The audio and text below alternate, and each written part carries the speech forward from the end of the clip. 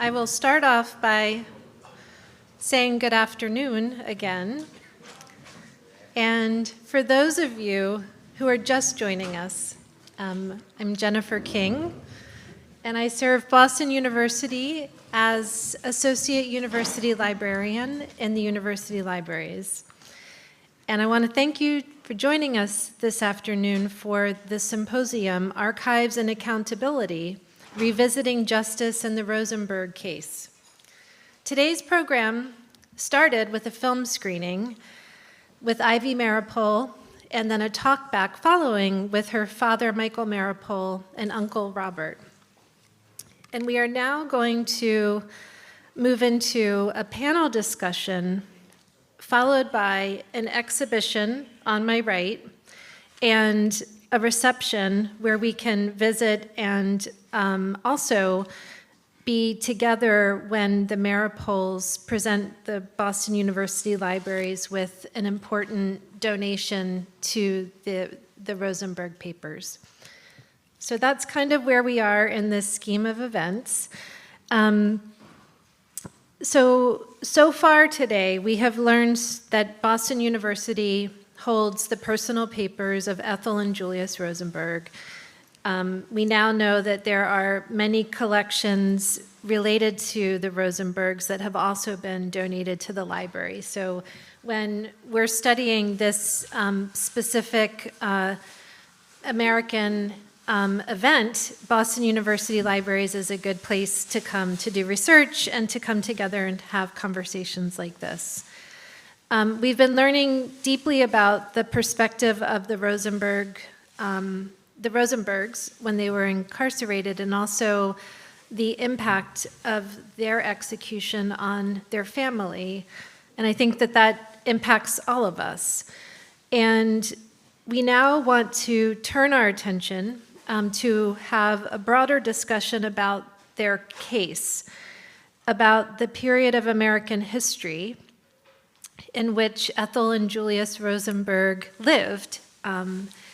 And we also want to learn more about the 2024 release of the Gardner Memo that was acquired through a FOIA request that may change our understanding of this event, this period of American history, and what the Rosenbergs. To learn more, we're joined today by several amazing people who are on Zoom. Anna Sebba, who is the author of Ethel Rosenberg, An American Tragedy. She's joining us from across the pond, so it's probably late afternoon, early evening. Actually, it's dark where she is. We're also joined by Clay Risen, a New York Times journalist who has recently published Red Scare, Blacklist, McCarthyism and the Making of Modern America, which was named a top 10 book of the year by the Chicago Tribune. Clay's participation in our panel this afternoon is to help us understand this period of American history. Clay is also the author of several books on American history, including The Crowded Hour, Theodore Roosevelt, The Rough Riders, and the Dawn of the American Century, which was a New York Times notable book of 2019. Clay is a graduate of the Georgetown School of Foreign Service and the University of Chicago, and is joining us from Brooklyn, where he lives with his wife, his 2 children, and importantly, his beautiful cat. So I'm thrilled that we have Clay, and I am in awe of his ability to explain incredibly complex history. So it's a real honor to have him with us this afternoon. Anna Sebba, who's joining us on Zoom, is going to share with us more about Ethel Rosenberg, and we're going to continue to learn about her as a mother, as a woman, and as a feminist. Anna is joining us from, as I said, the UK.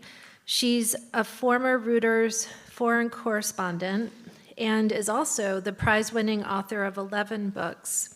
Her biography of Ethel Rosenberg was shortlisted for the Wingate Prize and has been optioned by a UK film company, and I really hope a film is made based on her book.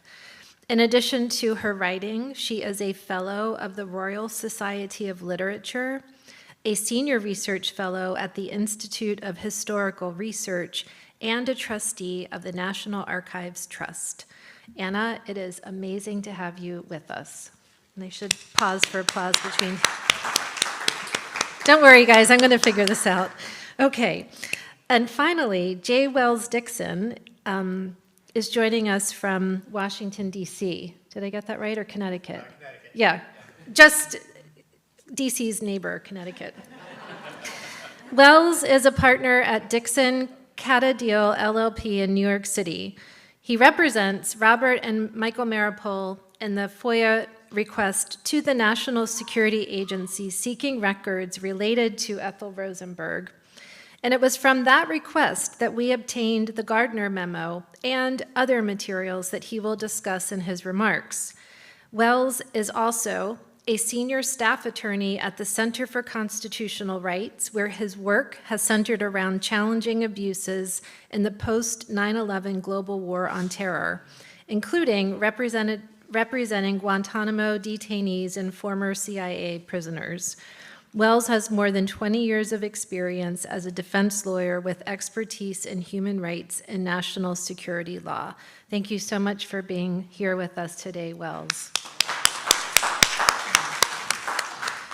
And finally, our moderator, Professor Nancy Horowitz, director of the Elie Wiesel Center, is a brilliant scholar who holds a doctorate from Yale University. She began teaching Holocaust and Italian studies at BU and later developed a program at Boston University in Holocaust, genocide, and human rights. Nancy's scholarly work focuses on questions of changing Jewish identities between the 19th and 20th centuries, as well as fascism and the Holocaust in Italy. She is currently working on the memoirs of Silvia Forti Lombroso, who escaped fascist and Nazi persecution. Nancy, thank you so much for joining us this afternoon. So with that, I'm going to turn this over to Nancy, and I look forward to learning more alongside with all of you.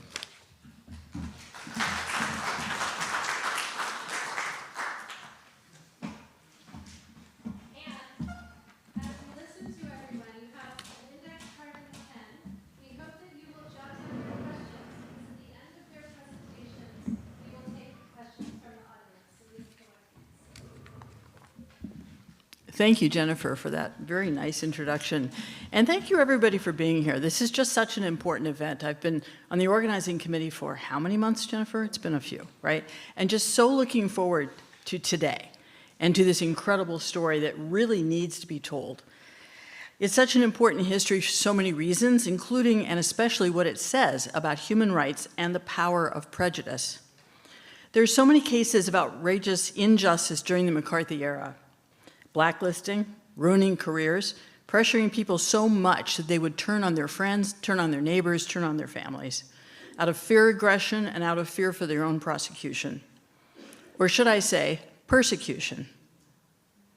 The line between prosecution and persecution all but disappears in this era. The case of Ethel Rosenberg in particular is disturbing from many points of view. Her case illustrates the crucial space between beliefs versus actual facts, between representation and reality. Reading the history of how the arrest and demonstration of evidence unfolded, as well as the trial transcript, offers an ominous snapshot of those times. Ethel was represented by the government and by the media as a menacing Jewish woman who lacked maternal instincts, who was a threat to society because she was a Jewish woman who didn't behave naturally.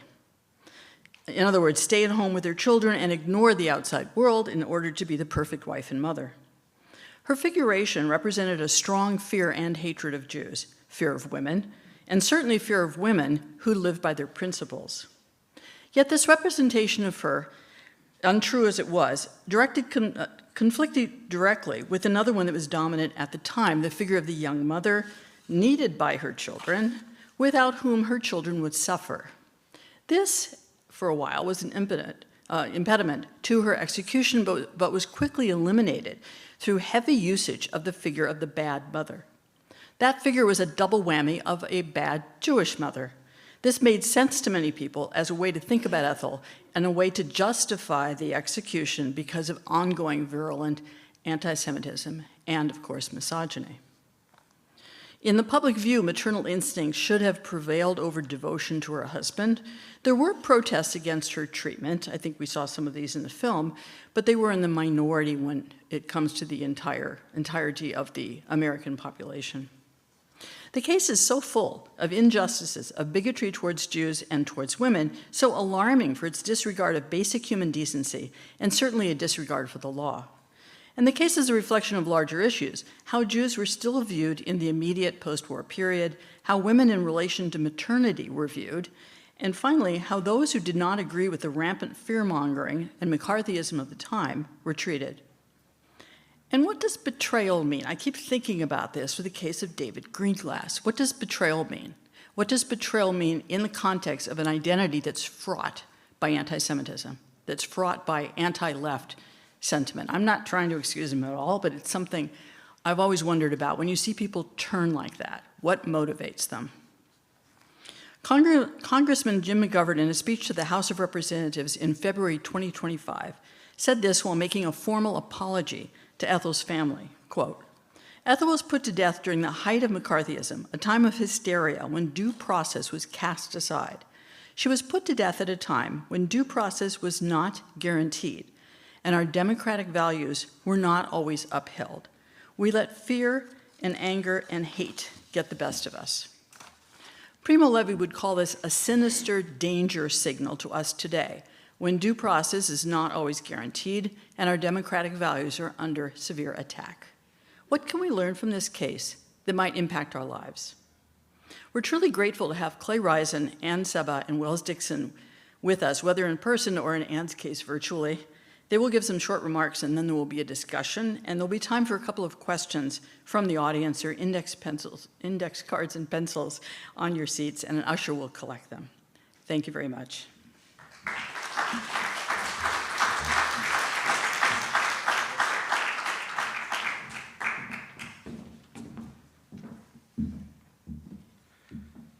Okay, just get to the front here. Thank you very much. Thank you for those kind introductions. My cat would be very glad to know that he got a shout out. He's responsible for this, by the way, so he owes me one. I just have a few comments here about the case, but really more about the context of the case, because I think one thing that often gets forgotten is that there are a lot of terms that we know: McCarthyism, people like the Rosenbergs, blacklisting. It escapes even the minds of people who were alive at the time that this all happened at the same time or in a very condensed period of time. And so I just want to run through that and help people maybe contextualize what we're talking about when we talk about the Rosenberg case.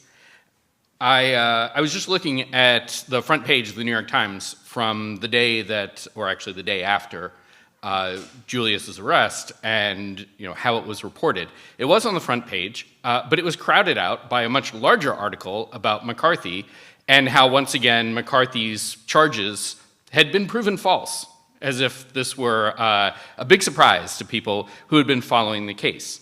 But it's also a reminder that this case did not happen in any sort of vacuum. There was a lot of news occurring that year. Just a few weeks earlier, North Korean forces had invaded South Korea, and by the time the police arrived to arrest Julius Rosenberg, American forces were already pouring into the peninsula, the beginning of yet another major war for the United States in the same decade. Back in January, a jury had found Alger Hiss, a former State Department official, guilty of perjury, in essence, that he had lied about being a communist and a Soviet agent. In only days after Hiss's conviction, a backbench senator named Joseph McCarthy had rocketed to national attention with a speech in Wheeling, West Virginia, in which he claimed to have a list of hundreds of communists within the State Department. So there's a lot of other news going on at the time, but obviously there's also a theme here. 1950 found America in the thick of the early Cold War and at the height of the Red Scare. So even though news stories like McCarthyism and the Korean War initially competed with the drama and the attention that the Rosenberg case would eventually accumulate, they also provide crucial context that ensured that the Rosenberg story would become the front page headline blockbuster story that it did become. So in these few minutes, I try to be very good with time. I want to unpack a bit more of this context, and I want to divide it into two frames: the national security / political frame and the cultural frame. And I want you to keep in mind at the top that these are not isolated, that these are mutually reinforcing, they're frames that overlap and intersect in interesting ways, hopefully obvious ways. The national security / political context unfolded as a result of the insecurities brought on by the Cold War. We remember the post-war era as one of peace, of stability, confident growth, and eventually it was all of those things, but not at first. At first, people were insecure and scared, not just because of the Cold War, but because of what had just ended. The demobilization of millions of service members brought fears that America would slip back into a depression. The country did avoid a depression, but economic security and displacement were rampant. Housing was hard to find. People were doubling, tripling up in apartments. Jobs were unevenly available, and so millions of families found themselves uprooted, having to move towns, cities, states to find jobs. And so many of those returning service members brought back and suffered from physical and emotional trauma, what today we would call PTSD, but at the time was largely unrecognized. And almost immediately after the end of one war, another seemed to loom on the horizon. Beginning in 1946, President Truman began pushing for a strong U.S. response to Soviet expansion into Europe and Asia. He sent tens of millions of dollars to prop up the governments in Greece and Turkey against communist insurgents. He sent even more to rebuild Western Europe through the Marshall Plan. Now, to sell such expensive programs to the public, he took the advice of Senator Arthur Vandenberg to, quote unquote, scare the hell out of them. And so he spoke in sinister terms about the Soviet Union, America's former wartime ally, and its designs on the free world. Now, Truman was no red baiter, he was no McCarthy, and he stopped short of fear-mongering about communist subversion at home. But that didn't prevent him from trying to shore up his own anti-communist bona fides by creating a loyalty program to flush out suspected subversives within the federal government. Truman thought the program would be a bureaucratic paper tiger, that it would just be another form to fill out, but instead, it took on a life of its own, and it set the tone for a wave of anti-communist efforts, campaigns across the government. It investigated more than 4 million federal employees. Thousands were forced to answer anonymous, often baseless accusations, often without a lawyer present. Congress followed suit. Beginning in 1946, the House Committee on Un-American Activities, better known as HUAC, undertook extensive, high-profile investigations into Hollywood, unions, education, newspapers, many other facets of American life. Those who refused to testify often had their lives ruined. Many went to jail for contempt. Others lost their jobs, were blacklisted from the industries that they worked in, were hounded by FBI agents. Often, most people got all 4 of those. And in 1948, the federal government arrested, tried, and convicted the leaders of the Communist Party of the USA on charges of plotting a revolution. That same year, HUAC began its investigation into accusations against Alger Hiss. Meanwhile, this is all domestic. Meanwhile, things were getting hotter overseas. In 1948, the Berlin blockade and airlift dominated the news, coupled with the Soviet detonation of an atomic bomb. These things made it seem like another war was coming, this time with nuclear weapons. A year later, communists took over China. And just months before North Korea invaded the South in the summer of 1950, just to say just before the Rosenbergs entered public life, so to speak, Moscow and Beijing signed a mutual cooperation treaty against the United States, which is proof for anyone who needed it that international communism was an active, mortal, immediate threat to the United States and its allies. So, not without reason, American politicians, especially on the right, began warning about the possibility of communist subversion at home. And there was something to that. There was a reason to be concerned, but whatever reason might have been possible initially was drowned out by a cacophony of alarmism, opportunism, and partisanship. Republicans, especially, took to attacking Truman and the Democrats as not just weak on national security, but compromised by the alleged presence of communist subversives and Soviet agents within their ranks. At the same time that the Rosenbergs were arrested in New York, a rising star congressman in California named Richard Nixon, who we saw, was gearing up to run for Senate in California on a vicious smear campaign against his Democratic opponent, Helen Gagan Thomas, accusing her of coddling the Soviets, cozying up to communists, of everything but being a card-carrying party member herself. And this is just a thumbnail sketch of the national security and political context of 1950. The cultural context matters also. The end of World War II brought an intense desire for the country to return to normal. We'd been through Depression, we had been through World War. People wanted to find some semblance of stability and security and normalcy in their lives. All those returning service members, their anxious families at home, they felt, and they had been through so much. For many, returning to normal was not just about finding a good job, maybe going to college, buying a house. It meant a return to social norms, going back in some cases to the 1920s. In terms of gender expectations, race relations, the place of religion, especially Protestant Christianity, in public life. It meant the dislocation of women from the workplace back to the home. It meant a pulling back from, if not a rejection of, the progressive values that had dominated so much of American life in the 30s at the height of the New Deal. It meant movies and books and other forms of entertainment that reinforced solid so-called American values instead of critiquing them. It is hard to imagine a film as bitingly critical of American capitalism as The Grapes of Wrath, which came out in 1940, or as cynical about the home front as The Best Years of Our Lives, released in 1946, being made just a few years later in 1950. In fact, various blacklisting regimens put in place made sure that movies like that would not be made.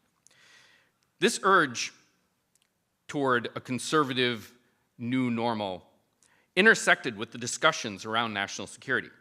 It was not just a matter of water returning to its level, so to speak. Many politicians and cultural leaders insisted that a big part of winning the Cold War was an embrace of a cultural Americanism as a bulwark against communism. And by that Americanism, we mean reinforced traditional gender roles, religion in public life, and so on. All of these things came to a head with the arrest of the Rosenbergs. On the one hand, they were accused of endangering national security at a time of heightened global tensions. But equally, they represented so much of what the cultural turn was reacting against. The very idea that Ethel Rosenberg played a part in the scheme seemed to violate these new, rather, which is to say old, ideas about the place of women in society. They were ethnically Jewish, at a time when many, if not most, white Americans saw Jews as foreign, suspect, exotic, certainly not the white Protestants who made up, quote unquote, America. So when we ask why the Rosenberg case took on the proportions that it did, we should not stop with the specifics of the espionage charges, as enormous as they were. We also must consider that their symbolic weight within this political, national security, and cultural moment was extraordinary. Thank you.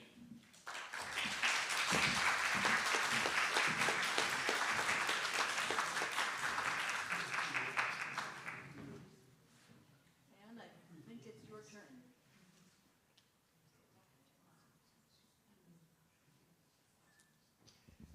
Anne, would you like to go ahead? I absolutely would, if you can hear me. Thank you. It's a privilege to have been invited to speak to you all. I assume you can hear me before I go any further. Good. Okay. So this is a story about love, loyalty, and what it means to be patriotic.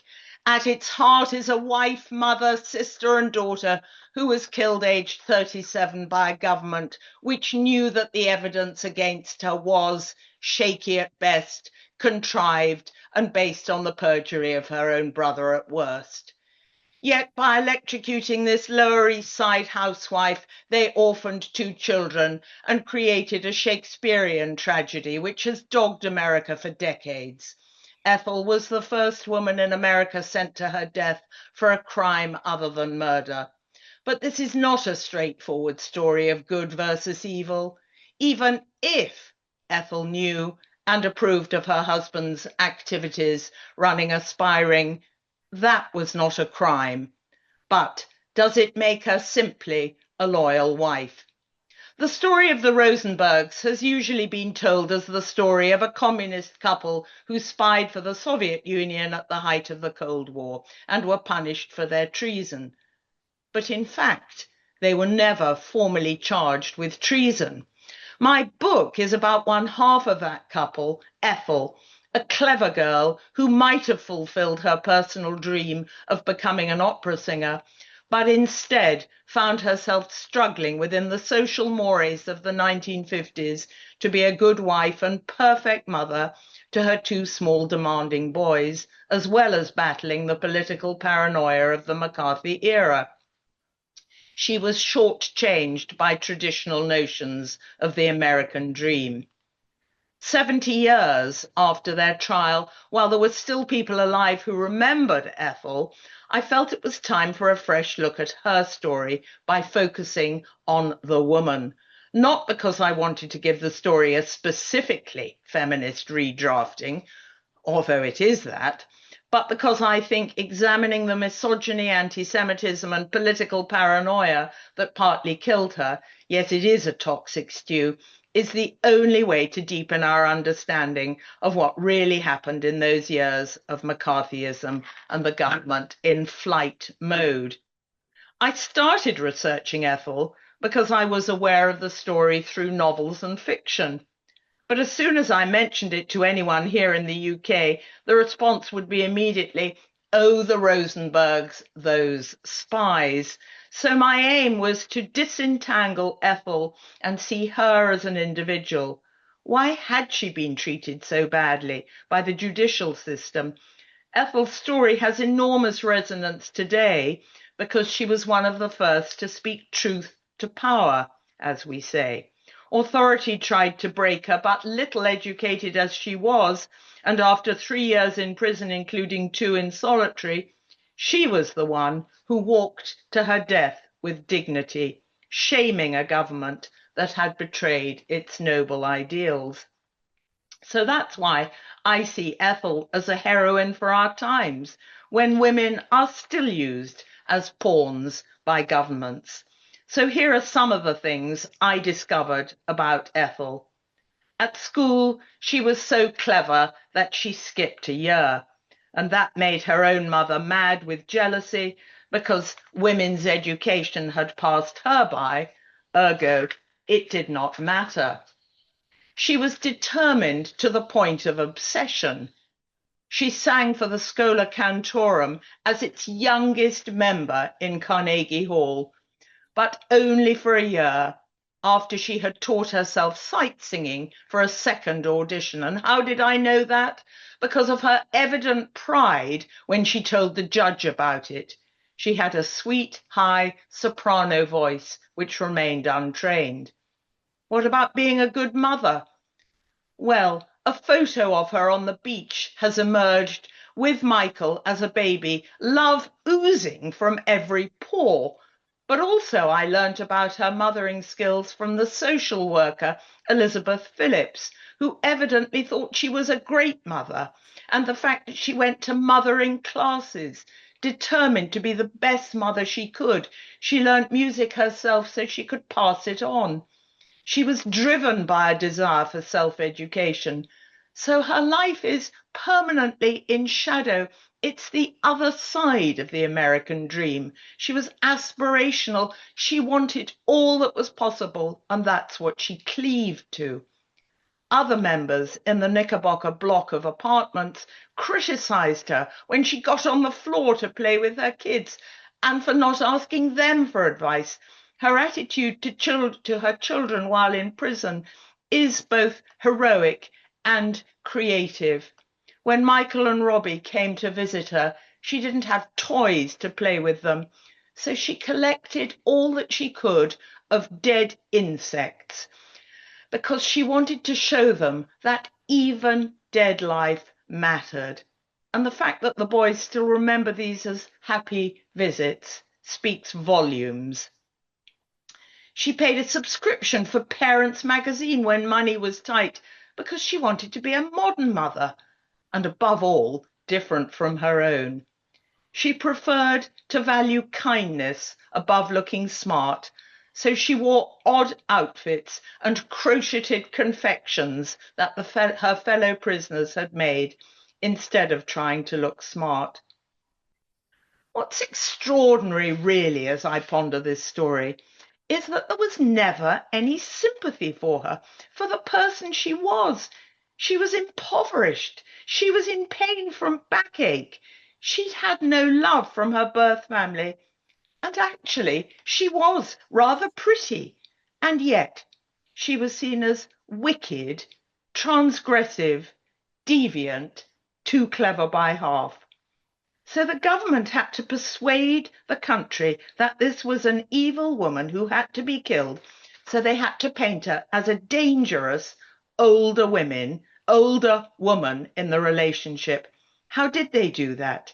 They introduced the Jello box and the typewriter into the trial instead of spending time on scientific arguments, because these were both basic objects used by women in every American home and kitchen, which Roy Cohn had a field day toying with.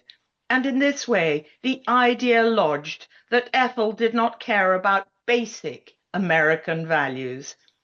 So ultimately, Ethel came to symbolize an attack on the American way of life. She was painted as not quite normal, the stronger one, the older one, the ringleader, almost witch-like, by employing these ancient tropes of how a mother should behave. Surely she was destroying the role of an American mother in the kitchen and the home, or destroying the role of a good American wife who might have been a secretary or a typist. And yet, in my eyes, Ethel Rosenberg was a good woman, a moral woman, a brave woman, tarnished by the times. Of course, the story is controversial, as some were critical of Ethel for not doing everything to stay alive to mother her kids. I would argue she gave them something much more powerful than being there to do the school run and baking cookies. So when the sympathy eventually came, too little, too late, of course Ethel rejected it and doubled down on her refusal to admit anything which would incriminate her beloved husband. How to be a mother is a vibrant issue hotly debated today, not just by 21st century feminists, but so is truth-telling and how to call out a government when it's lying.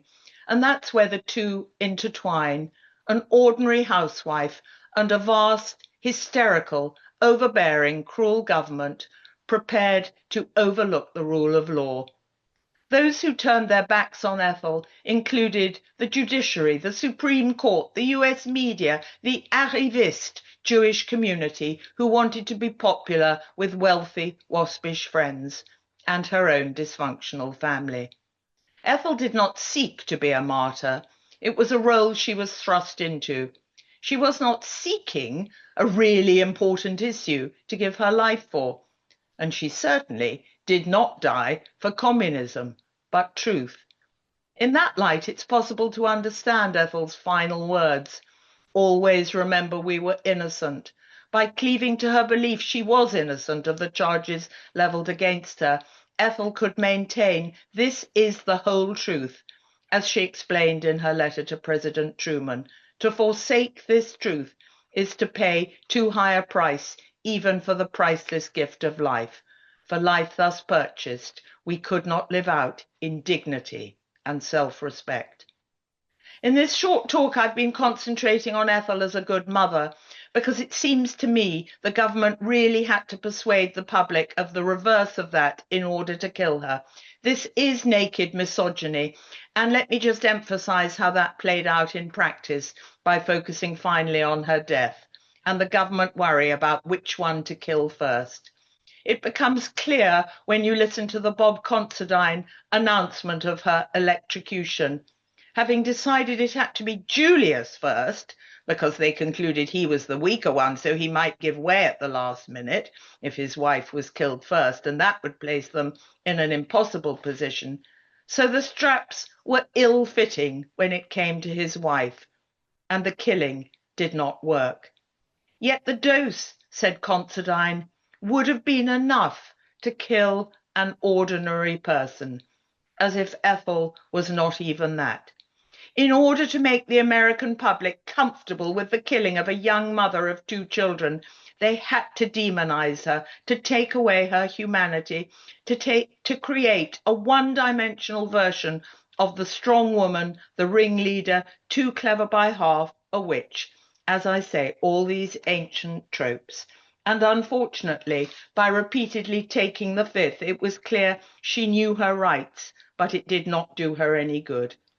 To that extent, my interpretation is a feminist retelling. Not dramatically, but as a professor of the Cold War told me, we used to tell this story by focusing on how damaging were the secrets the spies sent to Russia.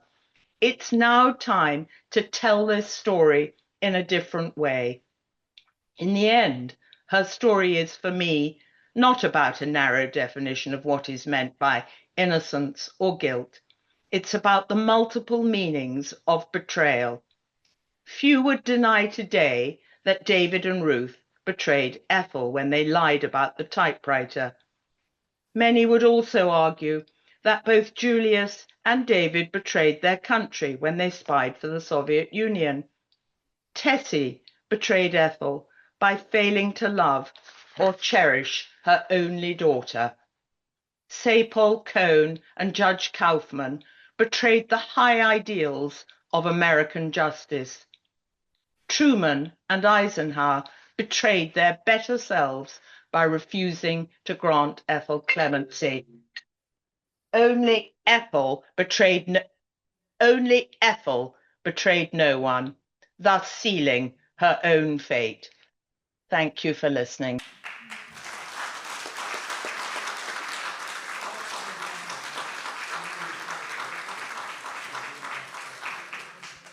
Thank you, Anne, very much. Wells?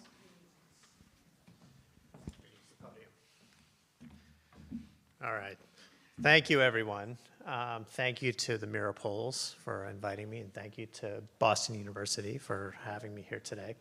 I'm going to tell you a little bit about the process that we went through to obtain the Gardner memo, and a little bit about what we learned from the information that we received.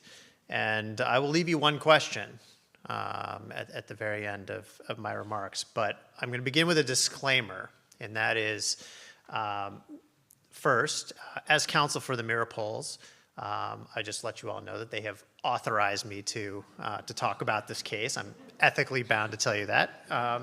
And then secondly, I'm going to confess that I am probably the person with the least knowledge of the Rosenbergs and the Rosenberg case. But it is something that I've been spending a lot of time with and learning quite a bit about. What I can tell you about is the process, again, that we went through to obtain the Gardner memo.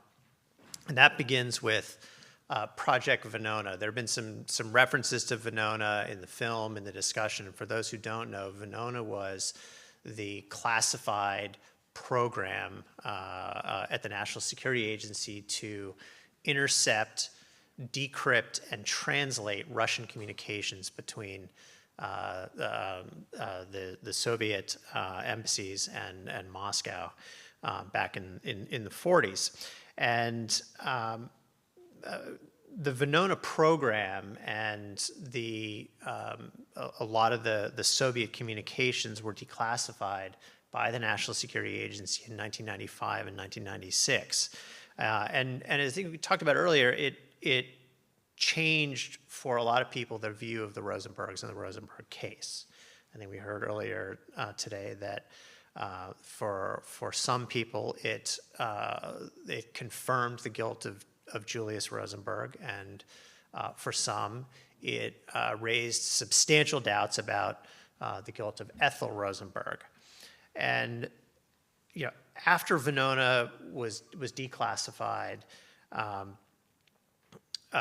the Miracles came to believe that there was more information that hadn't been released. There was so much information that came out with Venona, but there was so much information that felt still wasn't known. And so a few years ago, they asked me to help them file a Freedom of Information Act request with the National Security Agency to try to get more information about Venona and about Ethel Rosenberg in particular.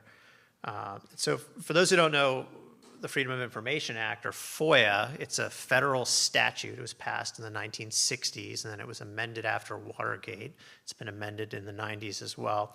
And it's designed to increase transparency and to inform the public about the activities of the government. And what it does is it creates a mandatory obligation on the part of agencies. So it creates a mandatory obligation for the National Security Agency to reveal information, to disclose information that's been requested, unless there is a very specific legal exemption, say for classified information. But otherwise, the default is that information has to be disclosed. And the law also provides a right to go to court and sue. So if you ask an agency for information, they don't give it to you, you have a right to sue to get that information. But you first have to go through an administrative appeals process, and that's what we did here in this case. So in July of 2022, we submitted a FOIA request to the National Security Agency for this information about Venona and Ethel Rosenberg. And that set in motion a very years-long protracted negotiation and discussion with the National Security Agency about what records they had, where those records were located, when we might be able to obtain those records. And at first, I will tell you, it looked very bleak. There were 200 boxes with hundreds of thousands of pages related to the Rosenbergs, and some of it was at the NSA, and some of it was at the National Archives, and they didn't really know. And so it looked like it was going to be a pretty long and drawn out and unfruitful process. But thankfully, that wasn't the case. And over the course of the last few years, we've been able to work with the NSA, which I will say parenthetically revealed this information far, far too late. But nonetheless, when we submitted the request, they did work with us and helped to facilitate some of the disclosures. And so we ended up with a series of disclosures over the last few years. That process concluded earlier this year. And what I can do is tell you a little bit about what we obtained. So we got the Gardner memo. That was the first document that we received from the NSA. It came in a huge box. My wife actually had to bring it from New York City home to my home in Connecticut, and Michael Mirapol drove down to pick it up, and take it up to Northampton and give it to Robbie, and they reviewed it together. And lo and behold, there was the Gardner memo, which resolved a lot of the questions that had been outstanding for a long time, that had generated a lot of debate and discussion about Ethel Rosenberg and what it meant in the Venona transcripts when it said she didn't work. What the importance of that was, there was finally clarity about what that meant, and now we know she wasn't a spy for the Soviet Union. We obtained other materials as well, in addition to the Gardner memo. We obtained some newly declassified materials that essentially corroborate and show how the NSA got to the point in 1950 where Meredith Gardner writes this memo that shows that Ethel wasn't a spy. And one of the things we got was a collection of Gardner's special reports. Now, these are reports that he would write during the process of decryption and translation that analyzed sort of what he was doing. There are about a dozen of these reports that he did in 1947 and 1948. Some of them had been released previously.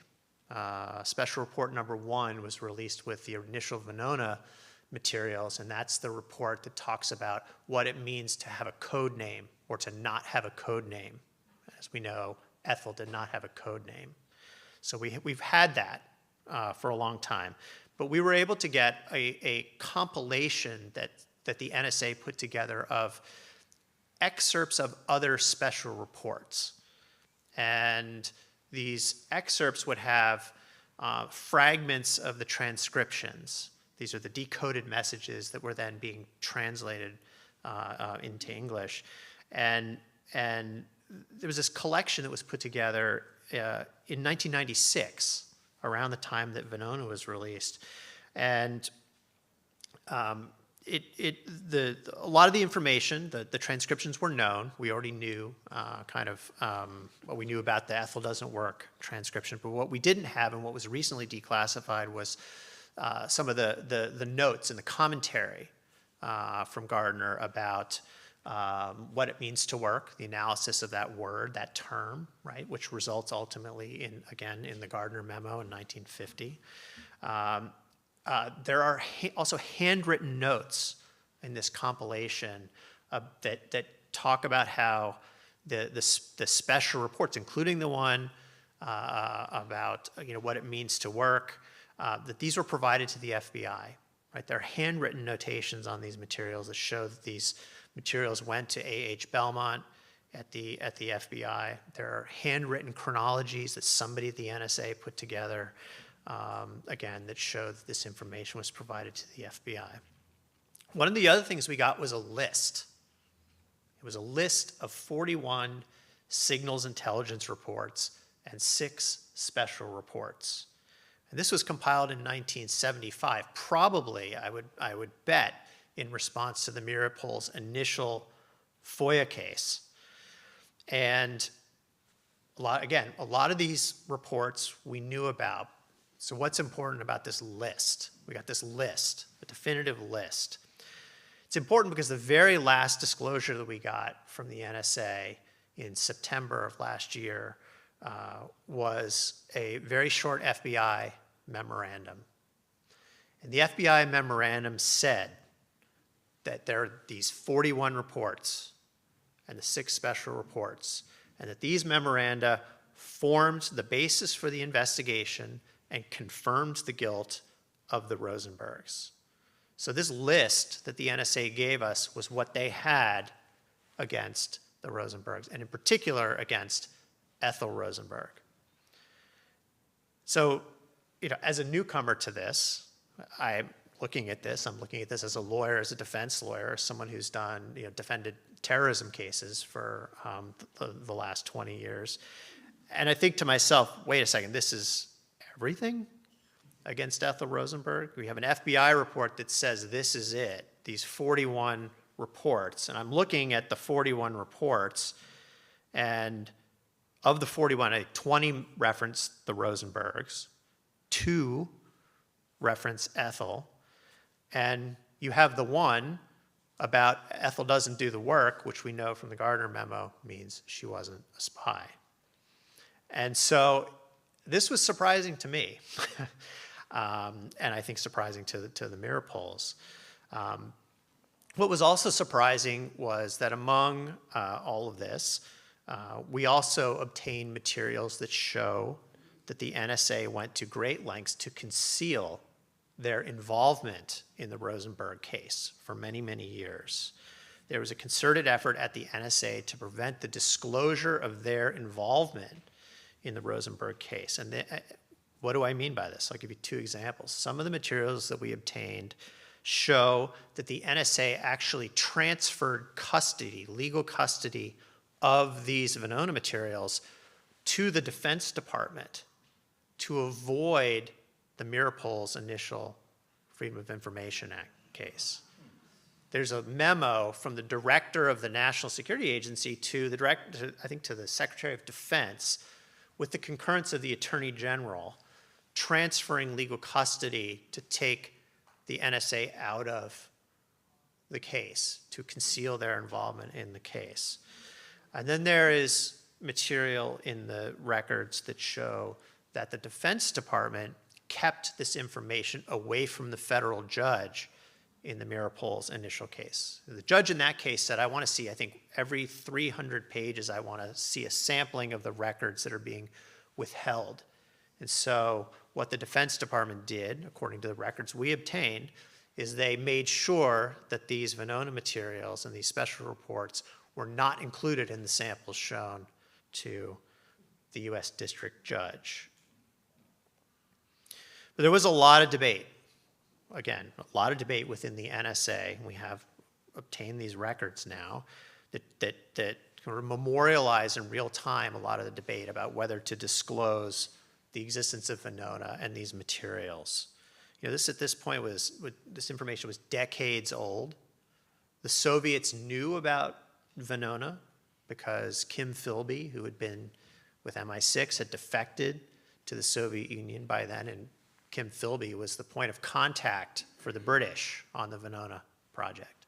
Because one of the things the NSA did is they went, as they were trying to decrypt and translate these communications, they would go to GCHQ, the Government Communications Headquarters, that's like the British NSA, to get their opinion about what these records said and what they meant. And so when Philby defects, the Soviets know about the existence of Venona. So why wasn't it disclosed? Why was this information not disclosed?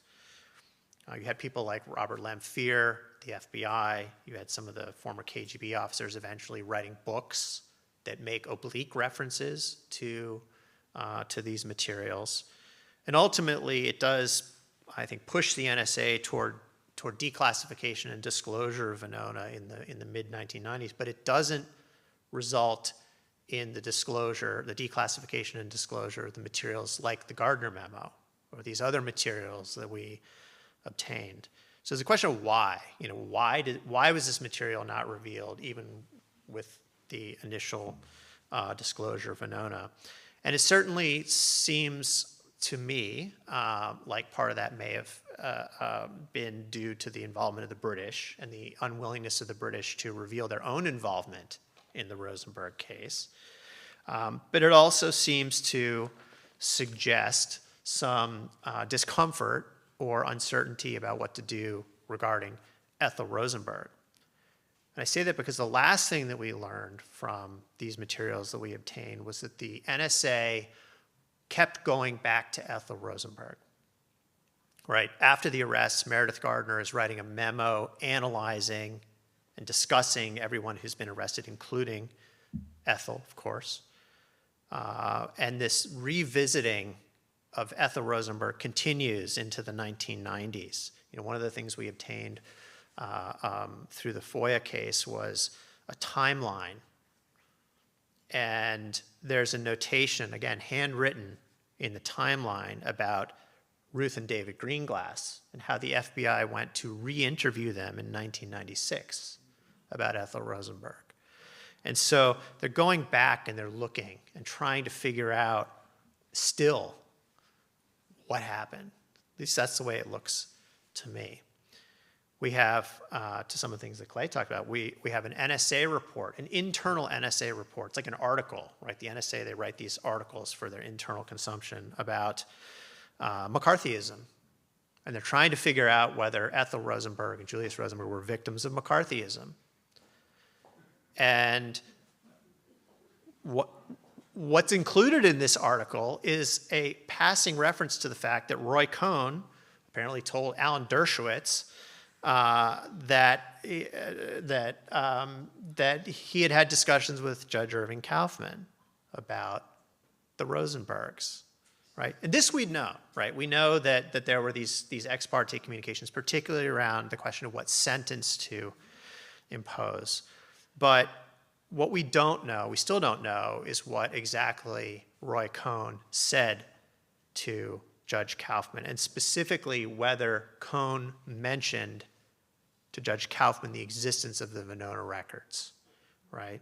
And this comes up again because, as I said earlier, the FBI records reference these 41 documents, these 41 reports as the basis for the investigation and confirmation of the guilt of the Rosenbergs. So it makes one wonder, did Roy Cohn tell Judge Kaufman about the existence of Venona and represent to the judge that material provided confirmation of Ethel's guilt? We don't know, but that's certainly what this looks like to me as someone who's not been involved in this case. And it gets to my final question, which is, where do we go from here? I think it's safe to say that we have exhausted our efforts with the NSA. Again, they were too late in disclosing these materials, but they did work with us and were quite helpful and ultimately cooperative, and so we appreciate that. And I think really that seemed to come from certainly the impression that I have, which is that the NSA wanted to be done with this matter. They wanted to be done with the Rosenbergs. They wanted the information out. They had debated whether to release the information for years, for decades. And so the attitude, and it was expressed, I think, pretty clearly in an email to me from the NSA in the last couple of months, was, we are done. This is it. You have everything. You have everything that we have, is what they have said. And so where do we go from here? Well, I think we still don't know who knew what, when they knew it, and what they did. You know, we don't know what was done with the Venona information. And this is directing us, I think, back to the FBI. And so I think the next steps for us will be to go back to the FBI, which the Mirapol's FOIA'd back in the 1970s. I think we're gonna have to go back to them and say, all right, we know now that these 41 reports form the basis for the investigation and purported confirmation of guilt.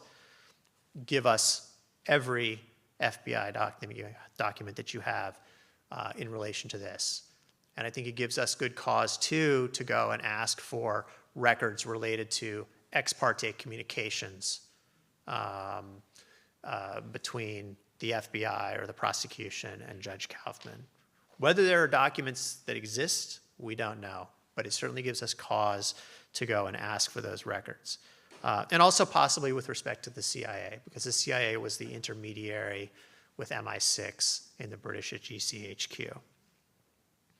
So that's the next step. You know, I think the last thing that I'll say, just in terms of my own reflection on the case, is that I keep coming back to one of the things that I think Robbie or Michael said to me initially when their daughter Rachel asked me to help them with this FOIA case, and that's what the Deputy Attorney General William Rogers said in 2001, which is Ethel Rosenberg called our bluff, right? I mean, it certainly looks from these materials like there were substantial questions about Ethel Rosenberg's guilt, and yet she was obviously and tragically executed anyway. Certainly a moral failure, if not a legal failure as well. And so that's where we stand. Maybe we'll report back in a year or 2 or 3 years from now on what we've gotten from the FBI. Thank you, Rob. Yeah.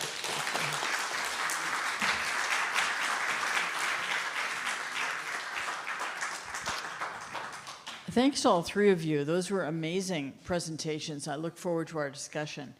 I'm going to start with a question for Clay, actually. Any idea why the conversations about the Rosenbergs today incite still such passionate responses? Why would scholars care now so much about the Rosenberg case?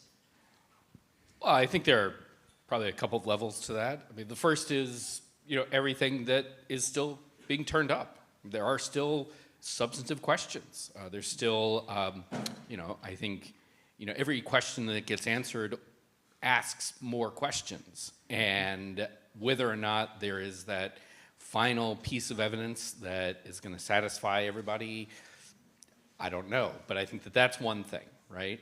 The other is that it resonates. It's why it resonated in the first place. I mean, these deep questions of motherhood, femininity, gender, misogyny, national security. I mean, there's a reason why certain stories that occupy our attention at one moment, sometimes they fade, and we forget 20 years later that, oh, that was the trial of the century. But there are others that continue to resonate because they touch something much deeper in the American psyche. And I think that the Rosenberg case is one of those. And because it operates on so many levels. Keep throwing things out, civil liberties, all sorts of things that then come up again. Today we're talking about these things in different terms, but they also, gender relations and politics and national security. These things are in different frames. Are still things we talk about. And I think to the specific question, why do scholars still debate it? This is also something that I find really interesting. And maybe this is a generational divide. But when I was writing my book, I was aware of what today's context was. But in terms of hashing through, these issues from, historical questions in the 50s, I think are really important questions, but I approach them as history. But I think even today, and certainly going back 20 or 30 years, there are people who, were either directly invested, directly involved in that story, in that time, or came directly after it. There's an intense passion about communism in America. And not just from the red-baiting right, but even within the left or within academia, it's not just a dry question. It is something that people feel very passionately about. And so I think anything that touches on that, like the Rosenberg case, is something that's just going to keep getting hashed out decades after the fact. Thank you. It actually makes me think about what happened right after World War II, 1945, when the U.S. Army was there, the CIC, I believe, and they were immediately hiring top-ranking Nazis to serve as spies and then sending them to safety through the Vatican. It was called the Rat Line.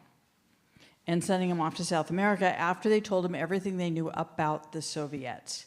So think about that. We're talking about 5 minutes after the war ended, they were doing this already because there was such a fear of communism. And my next question is for you. How did you feel, I don't know if you saw this, the Oliver Camm's book review of your book? That's the Yes, one, well, of course I saw it, and I was going to come in on the question before, because that absolutely touches on it. He was the only person who attacked me in that way, and he is actually no longer in that position. He's not a staff writer there at the Times, but the argument ran something along the lines of, I was soft on communism, and because I was soft on communism, I failed to understand what Truman did for the democratic world. Therefore, my book was an attack on all the good that America does, and didn't I understand that really we should see America right or wrong? And that's why, as one juror commented, the one juror who was holding out in favor of Ethel, and he was put in his place along the lines of, but if you let Ethel go, and you're soft on her, don't you realize she might do something terrible and your children will be damaged, and then you'll realize the error of your ways. So in other words, it's better to be safe with these terrible communists. You just can't rely on them. So it's absolutely this fear of communism that they allowed to trump the notion that I would hold paramount, the importance of the rule of law. And that's really why I think the story is so important and why it is still resonant. The notion, if we put it in the context of the times, that perhaps the Allies had won the war, but we were in danger of losing the peace. As Clay pointed out, all these the Korean War and the fear of communism rising in the rest of the world, communism in Russia or China or North Korea was seen as one evil bloc. And we absolutely had to punish people like Ethel, or else we would be at risk of suffering communism. And that's why people like me who dared to be sympathetic to Ethel were accused by only Oliver Cam of being soft on communism and not really understanding realpolitik. Yeah, I have to say, I read the review, and I was not very impressed. I didn't think he actually made the case at all. Besides slinging a lot of dirt, he didn't really make the case at all about your view of Ethel. It was just... Yeah, I don't know which version you saw, but he actually made some egregious errors of fact, talking about Julius being in Los Alamos and things like that, that indicated to me he really didn't have a grasp of the issues. But unfortunately, when my agent complained about this grotesquely ad feminam attack, all that happened was that the factual errors were corrected. So it made it even worse, really. I don't know what version you saw, if you saw a later online version. Yeah, well, it no longer has the egregious factual errors, but it still is grotesquely biased. It really is. I don't think I'd call it ad feminine. I call it contra feminine, right? Because of his attitude towards Ethel, which is just misogynist. I don't know how else you could really look at that essay. Thank you. We don't need to worry about Oliver Cam, but it does point out the bigger issues that are at stake here, I think. Well, and why somebody would push back like that, and what could a pushback look like, and why would it take on that particular guise? So I think it actually does raise some interesting questions about how Cold War historians, he didn't seem to be a very good historian, I have to say, would look at this, even now. Wells, what year... sorry, where'd my question go? What year did the NSA transfer legal custody to the Defense Department? I found that really interesting as a workaround. I have to go back and look, and we have the records. I think it was in the 80s, but I will have to confirm that by looking at the records. Thank you. So would you like to ask each other questions now?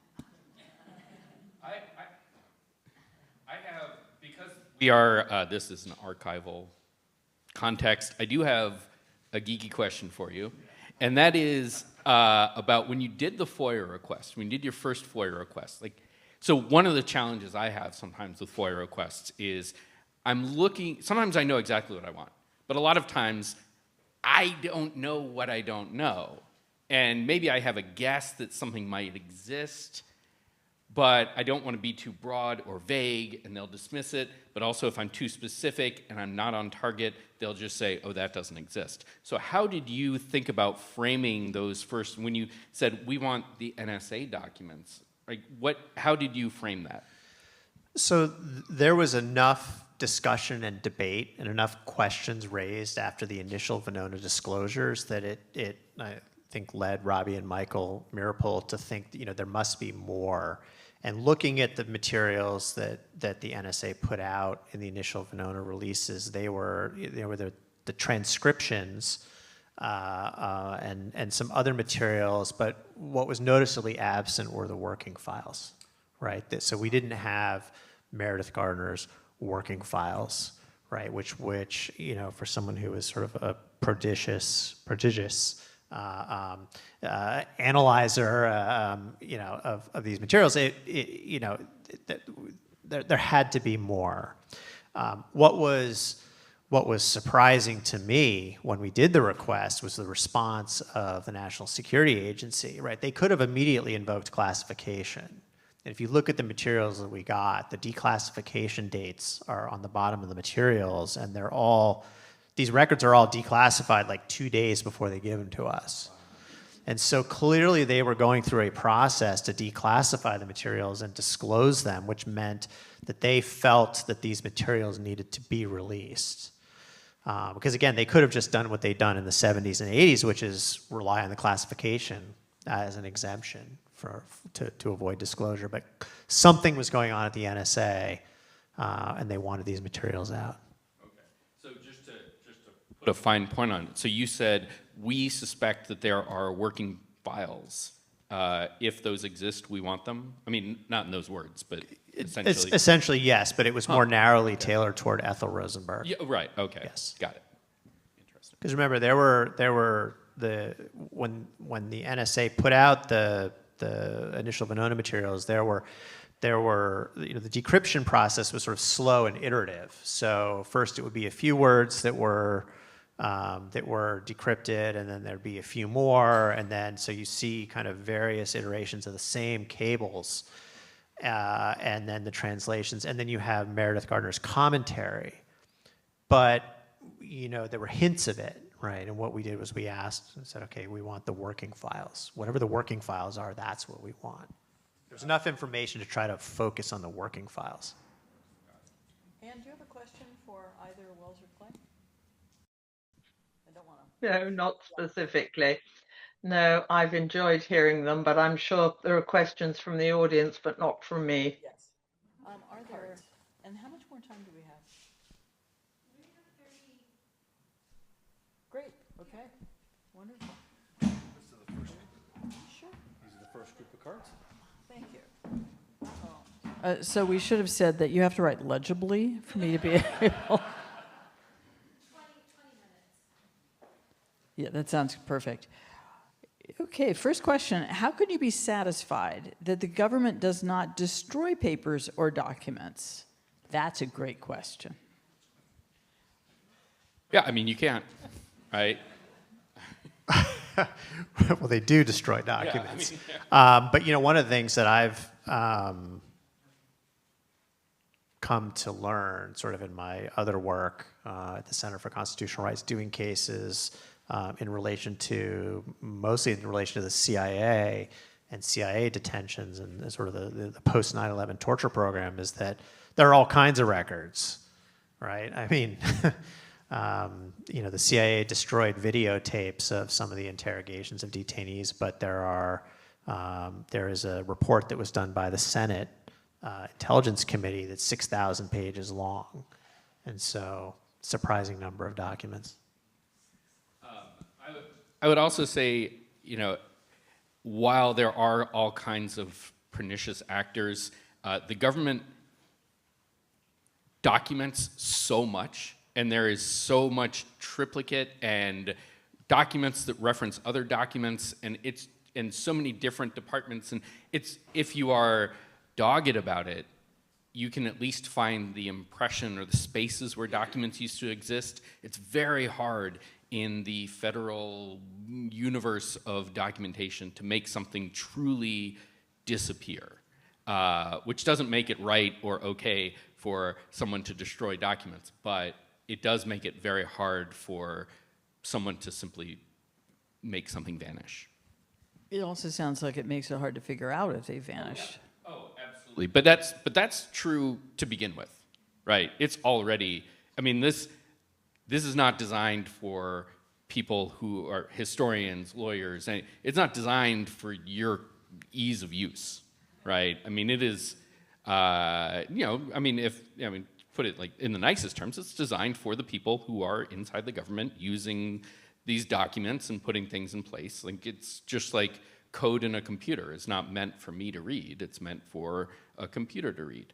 But then there's also often something of a pernicious level on top of that, where things are obfuscated and tucked away and moved to other departments and things like that to make it harder to find. So, yeah. Thank you. Next question. Sorry, I thought I read it all right. Why were Obama and Biden not willing to exonerate Ethel? Ouch.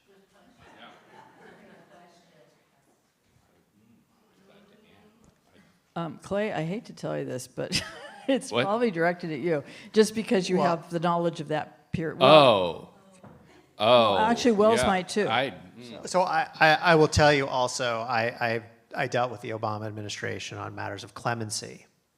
I represented Rod Blagojevich, the former governor of Illinois, in his clemency petition. And I'll just tell you that President Obama, in my view, lacked the political courage to do anything like exonerate Ethel or Governor Blagojevich, whose case, I will just say, by the way, is also vastly misunderstood by most people.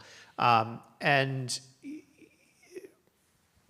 with respect to the Obama administration, too, in a number of other ways, they also lacked the courage to do what I think they knew was the right thing to do in many respects.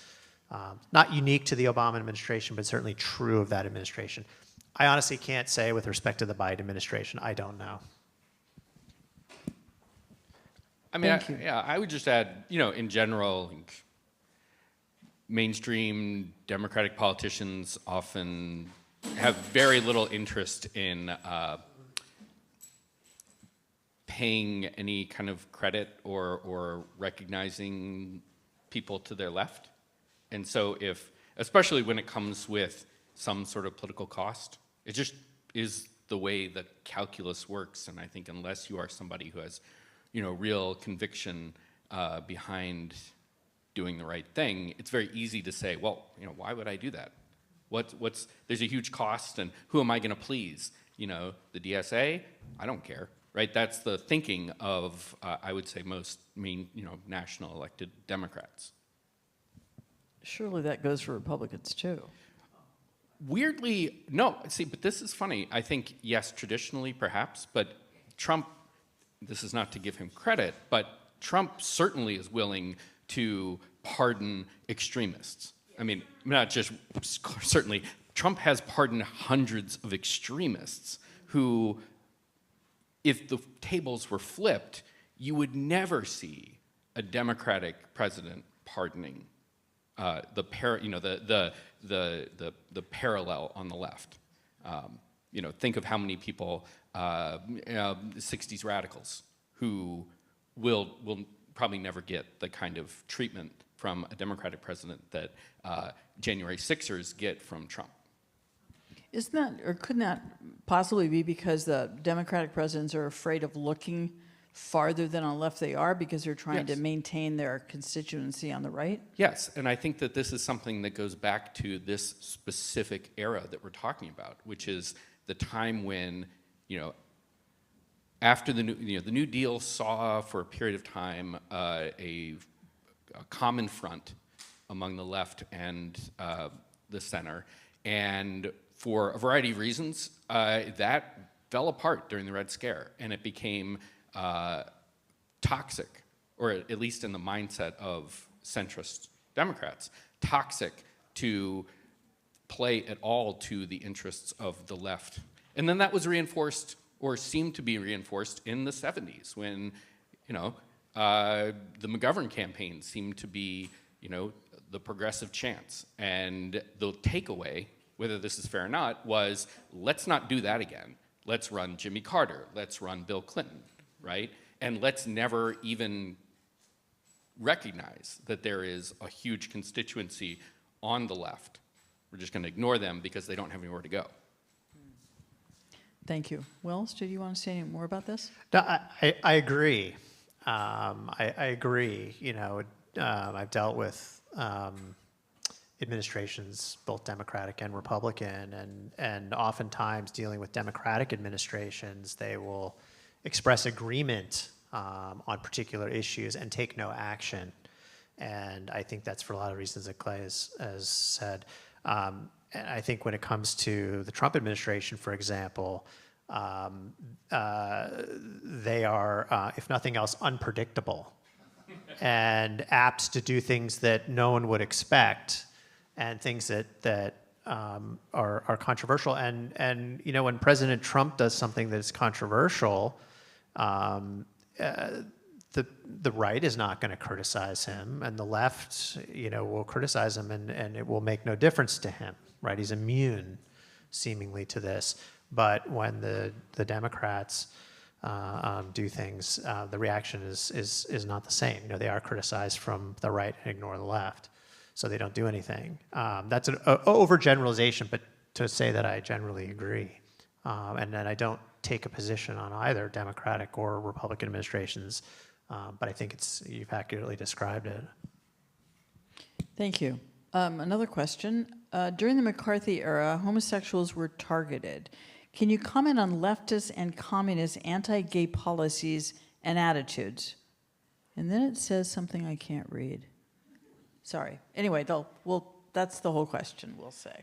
Well, yeah, that the so-called or called the Lavender Scare was an adjunct to the Red Scare. It very much happened within the context of the Red Scare, which is maybe it would have happened anyway.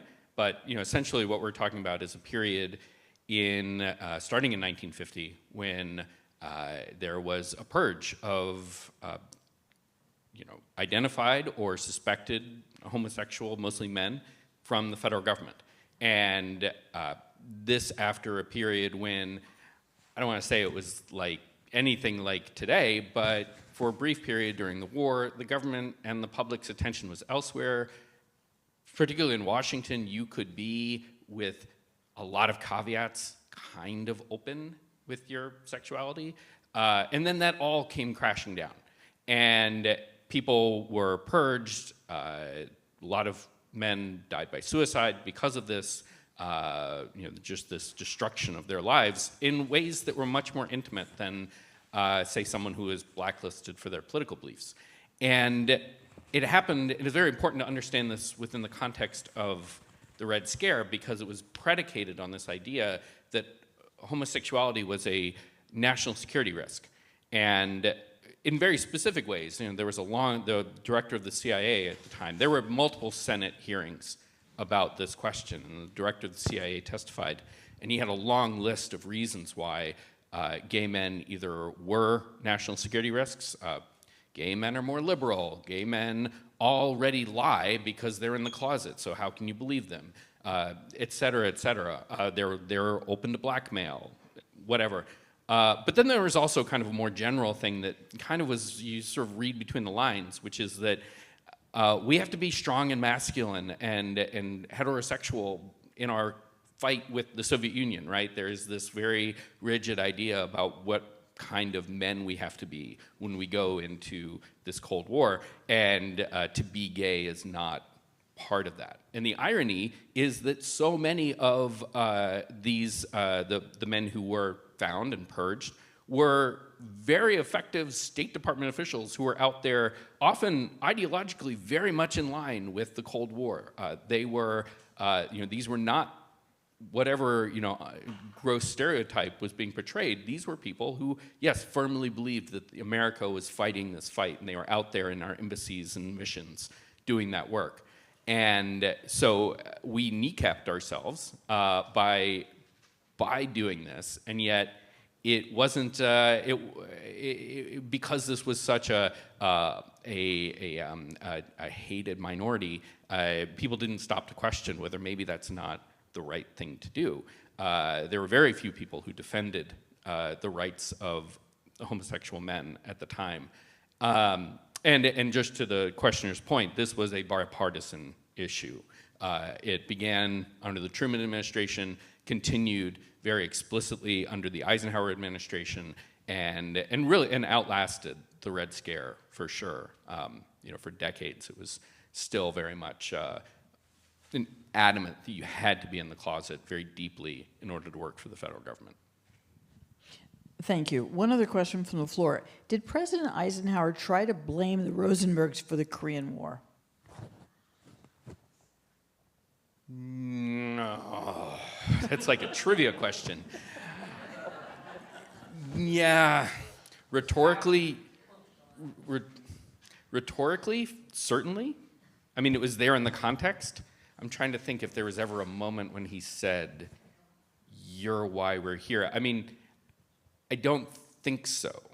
But there's a rhetoric that from him and from others at the time that was inescapable because we were fighting communism in Korea and the Soviet Union by proxy or 2 proxies away or whatever. There was always the risk, right, that we would have some sort of nuclear conflagration, in which case, obviously, everyone would point their fingers at the Rosenbergs. So it was hard, I think that was sort of taken as writ that, this accusation was there. But I don't want anyone to come up with a speech later and say, see, yes, he did.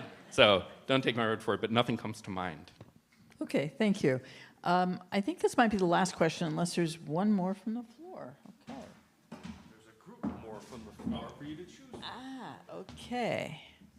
Okay. Readable ones first, do you think?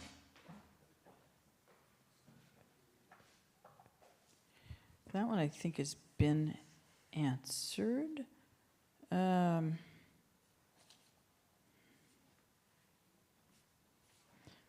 let me get through these. Can you comment on the relationship between Roy Cohn and Alan Dershowitz? It's a hot one, right? That's past my time of, I don't know, I'm too old for that. My research is too old for that. I don't really know much about their relationship, but maybe Anna or Wells can. All I know is what was in the NSA documents we received, which is that Alan Dershowitz wrote an op-ed, I believe, for the Los Angeles Times, if I'm remembering correctly, about his conversation with Roy Cohn, where Cohn confessed to having these communications with Judge Irving Kaufman.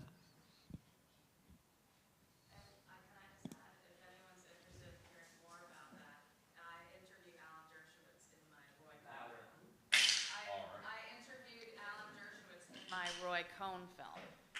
And if you want to hear more about, you can hear right from Alan Dershowitz. I mean, I don't know if he tells everything, but it's just to follow up on that. Thank you, Ivy.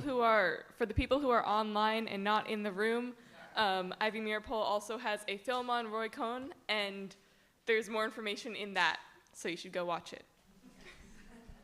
All right, thank you. Reference point for lies, dirty tricks of so-called national security agents today connected to ICE in lying, seizure of immigrants, trumped up high-level U.S. charges of communism, treason, is drawing those long-term threads of value, in other words, from the McCarthy era to today, is drawing those threads of any value to us? Well, yeah, I think 2 reasons. First is a general reason, right, which is that it's always very useful to look back at American history, particularly relatively recent history, to find parallels and also differences, right? How do we understand how today is different from the past? That's really important. In some ways, it's more important than finding parallels, because parallels are sometimes obvious and maybe too facile. And so it's important to go back and look and say, to piece things apart and say, well, how is the Trump era like the Red Scare? How is it different? But I also do think that there are some threads that come through. And the first is the issue of civil liberties as a sort of broad brush thing. The federal government, governments everywhere, are often, there's the irony, right? That America is founded on civil liberties, that we have a government that is in the Bill of Rights and in other Supreme Court decisions specifically constrained to prevent the violation of civil liberties. And yet, given the opportunity, the federal government is almost trained like a Pavlovian dog to go after civil liberties. And that's what happened during the Red Scare. It's what happened after 9/11. It's what's happening today. And so it's very important that we can look at things happening today and know at least this isn't the first time, right? And to understand that there are mechanisms that go, and urgencies that go beyond the Trump administration or the Bush administration or the Eisenhower administration. There's something deeper in there. And then what does that mean for us as citizens? The last thing I'd say is I do think that there is, a certain thread, particularly on the right, when it comes to thinking about the state. And this is sort of ironic because I just warned about the power of the government to crush civil liberties, but there's also a very strong anti-government sentiment. And you see this in the conspiracy theories that for some reason animate this administration. And a lot of them have their roots, the idea of this deep state, the idea of subversives inside the government. That originates with the Red Scare, and it originates with guys like McCarthy, and it didn't go away. That idea still, it has this genealogy down to today, and you can see it in the writings of people. You can see it in different political movements that have come through, whether it's the Goldwater movement or the John Birch Society or Pat Buchanan's moment in the sun. So I think there are all these parallels. It's important to know how they're not parallels, but that's why we do history. Thank you, Clay. Ann, would you like to add anything to this? This is our last question, by the way. Last chance. Not my area of expertise, and I think Clay has summed it up admirably. I would agree. Wells? No, okay. Well, join me in thanking our panelists. Excellent discussion.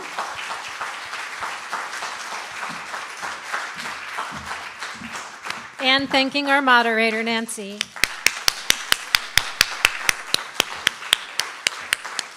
So I also really want to thank all of you because you've been so engaged and so attentive, and I know it's been a long conversation and maybe not the softest of seats. But I think that Wells said something really important when he said, where do we go from here? And I think that's one of the most important questions we need to think about. Where we go from here is we continue to do the work of understanding the difference or the relationship between rhetoric and reality. We work really hard to ensure that our libraries are preserving the documentation that each and every one of us is actively gathering, either through the work that we do to be well-read, well-informed, in conversation with each other, and the very hard work of preserving the records and of conducting the interviews, of giving people the chance to share their stories as they understand them, so that we can, in the future, look back and decide how we understand what they understood. And I just feel so much gratitude for everyone who's been in this conversation and for the way we've all contributed to deepening our understanding of Ethel and Julius Rosenberg. So thank you, everybody.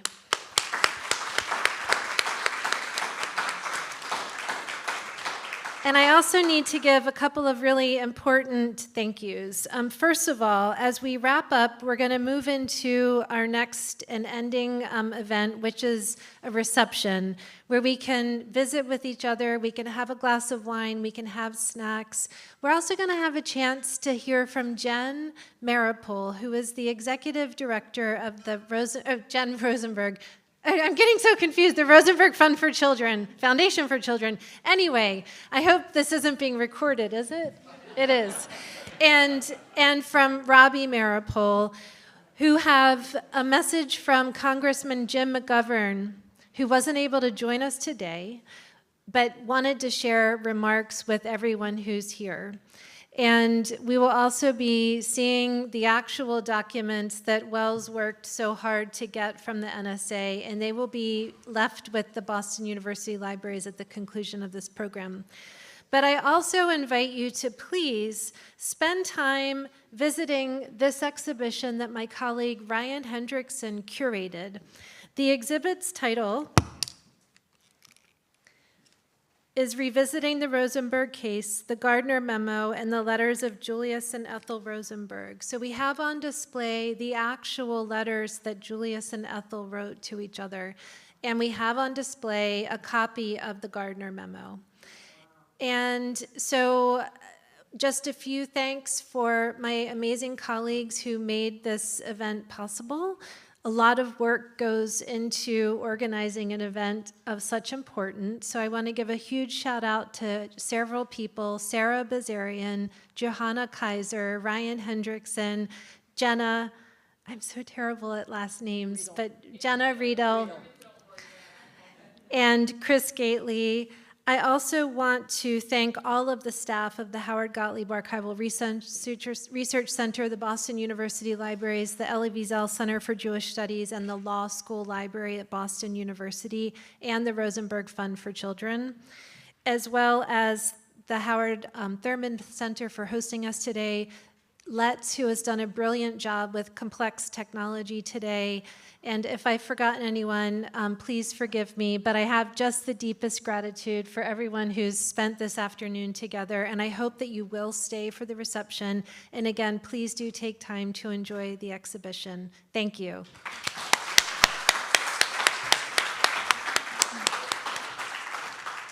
We're not quite done. We need to thank Jennifer King, whose vision created this event, whose vision, perseverance, dragging me into it, really created this event. So thank you, Jennifer.